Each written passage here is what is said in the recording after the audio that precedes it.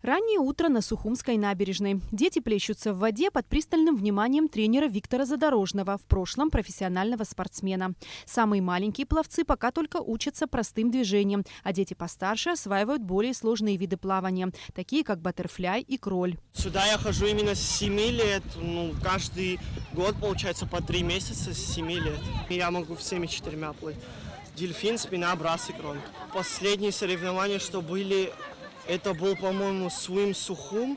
Это, получается, на километр и на 500 метров. 2 заплыва было.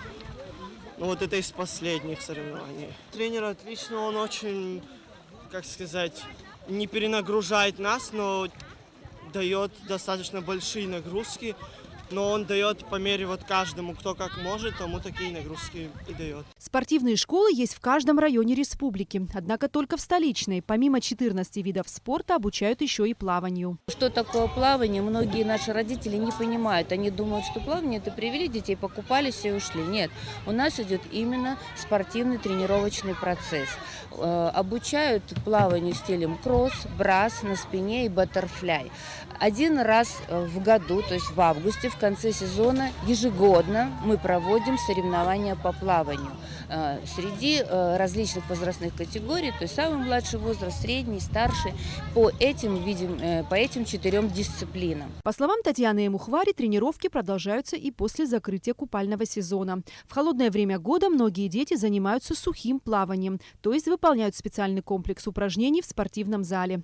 Конечно, в этом смысле проблема отсутствия бассейна в городе ощущается особенно остро. У нас нет бассейна, и это самая большая проблема не только для нас, но, наверное, для всего города, потому что бассейн – это прежде всего техника старта, техника поворотов, это техника плавания по дорожкам, то есть он нам очень необходим, потому что на море не всегда такой штиль, есть и волны, и шторм, и грязная, когда вода, то есть и холодная, поэтому очень много причин таких объективных, когда невозможно проводить занятия.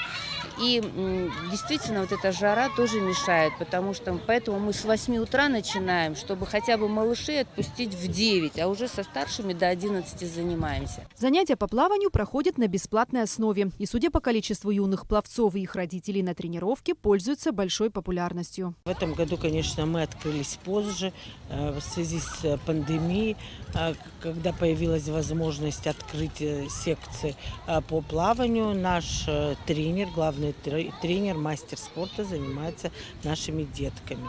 В группе очень много детей, конечно, в связи с тем, что не хватает нам тренеров.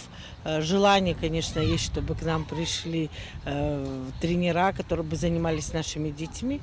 Но так как у нас один тренер, он занимается с большим количеством детей. На данный момент в секции по плаванию тренируется около 60 детей в возрасте от 6 до 15 лет. Эсма Голанзе, Инала Гухава, Абхазское телевидение.